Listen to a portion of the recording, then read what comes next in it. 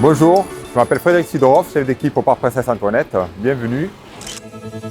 Alors ici, notre métier consiste donc à faire l'entretien du parc. Donc ça consiste, donc, comme vous voyez, on est dans un parc qui fait à peu près 1,5 hectare. Il y a beaucoup d'oliviers. Pour certains, il y en a qui sont plus que centenaires.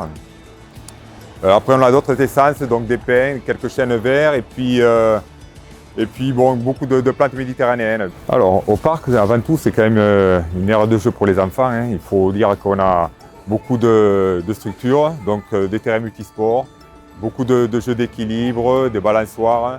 On a aussi terrain de volley, on a aussi table ping-pong, des bacs à sable aussi.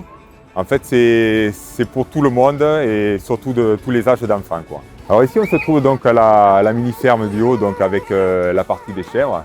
Donc il y a 6 chèvres, donc on a 5 mâles et une femelle. Ce personnage, c'est Léon. Léon, en fait, la propriétaire, elle habite juste à côté, elle est juste en dessous du Simona. Et en fait, son chat, dès qu'elle ouvre les portes, hop, qu'est-ce qu'il trouve de mieux à faire? Il venir dans le parc. Alors pour lui, c'est une aire de jeu magnifique. Vous imaginez bien l'espace qu'il a pour pouvoir profiter, se balader. Et je sais que les enfants, ils sont très attachés, tout le monde le connaît ici. C'est vraiment la mascotte du parc. Alors ici, donc, on se retrouve donc, au niveau de la ferme du bas, donc on va dire la basse-cour, avec tous les animaux qu'on peut trouver dans une ferme classique, donc les canards, lapins, les poules, on a même des cochons d'Inde. Pour le coq, alors en fait, voilà, ce qui s'est passé, c'est que au niveau des animaux, bon, on est obligé d'acheter donc pour renouveler les poules, les lapins, les canards. Et bon, un collègue jardinier donc, est allé chercher donc, 2 poulets dans une jardinerie, quoi. Et sûr de lui, il m'a dit, bon, t'inquiète pas, c'est deux poules, quoi. Et puis, bon, au fil des jours, des semaines, les poules, elles grandissent. Et puis, cette poule, enfin, il y en a une qui se distinguait des autres. Donc, avec une grosse crête qui commençait à prendre de l'ampleur. Forcément, le jour où il s'est mis à chanter, c'était plus une poule. L'histoire du coq, ça reste quand même quelque chose qui nous plaît, qui nous tient à cœur aussi.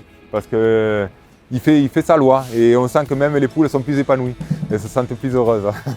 Ici, cet arbre, on l'appelle le millénaire. En fait, il trône un petit peu dans le parc, telle une masse imposante. Il a été estimé à peu près à 1000 ans. Comme on dit, nous, pour cet arbre-là, on n'est que de passage. On va peut-être le tailler pendant une trentaine d'années dans nos générations. Et il se succédera, on va dire, encore d'autres jardiniers derrière nous qui tailleront aussi. Espérons qu'il soit encore vigoureux, qu'il tienne encore peut-être 1000 ans, voire plus. On a 2 composteurs dans le parc, on va en avoir d'autres qui sont prévus. Mais ces composteurs sont quand même à usage de tous les particuliers, et notamment de l'école des Révoirs qui vient aussi régulièrement avec des petits groupes d'enfants amener donc les restes qui leur restent de la cantine. Ça fonctionne très bien. Les gens ils sont assez réceptifs à ça, ils se rendent compte qu'ils ont une petite démarche qui est quand même environnementale. Et puis bon, après nous aussi on leur explique que le compost il est réutilisé dans les potagers, qui eux aussi, ces potagers, pareil, on fait des ateliers pédagogiques avec les enfants. Donc ils viennent normalement pour planter, récolter les fruits et légumes quand il y a les tomates ou les pommes de terre. Donc on est quand même dans une démarche très pédagogique au niveau du parc. Et alors ici dans le parc, on a beaucoup d'événements, dont le plus gros événement ici, c'est le Cavagnetou. Le Cavagnetou, c'est une fête qui se déroule dans le parc. C'est un grand pique-nique. Donc qui se passe début septembre. En fait, ici dans le parc, on installe donc plein de tables, il y a des barbecues géants et ils font la soca, il y a la musique. En fait, c'est très sympa, très original. Et sur cette zone-là, ici, c'est la zone princière qu'on appelle. Donc il y a le prince qui vient et il participe donc à cet événement. Alors, je sais que les Monégasques ils sont très attachés, donc on peut avoir quand même jusqu'à près de 1000 personnes qui viennent dans le parc. Ça représente quand même beaucoup de monde sur la superficie du parc. Et nous, on y est très attachés. Pour nous, c'est un événement qui est très important. Donc bien sûr, le parc, on met les grands moyens, on met une belle floraison, on fait une belle décoration.